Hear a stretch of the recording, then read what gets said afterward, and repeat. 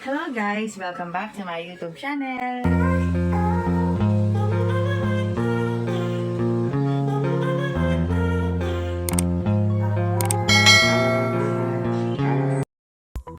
Tila napapanahon dahil sunod-sunod ang pagkapanalo ng Chocomucho Flying Titans. Naitala na sila sa pangatlong rank sa team standings. Naitala na ang kanilang 4 wins, 1 loss at 12 points.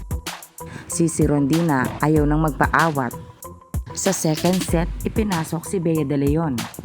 Nagkaroon ito ng maraming momentum ang Jubea. Jo Marigot na out of balance dahil malapit ang bola sa net.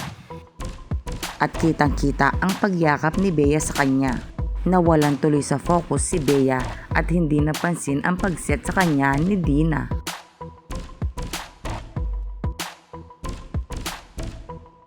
Set 1 at set 2 nakuha ng Chocomucho.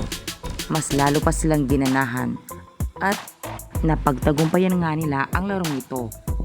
Natapos nila ang laro sa score na 11-25, 20-25, 19-25. Dina Wong, best player of the game.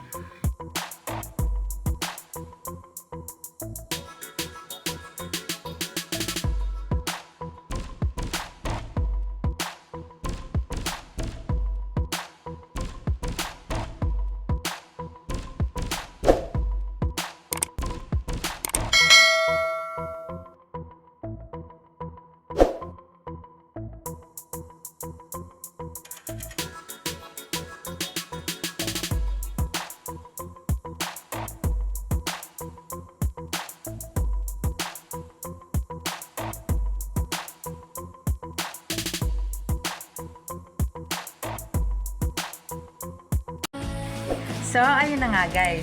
Kung nagustuhan mo ang video nito, huwag mo naman sanang kalimutang mag-like at mag-subscribe. At pakipindutin mo na din ang notification bell para lagi kang updated sa aking mga videos. Thank you! Bye!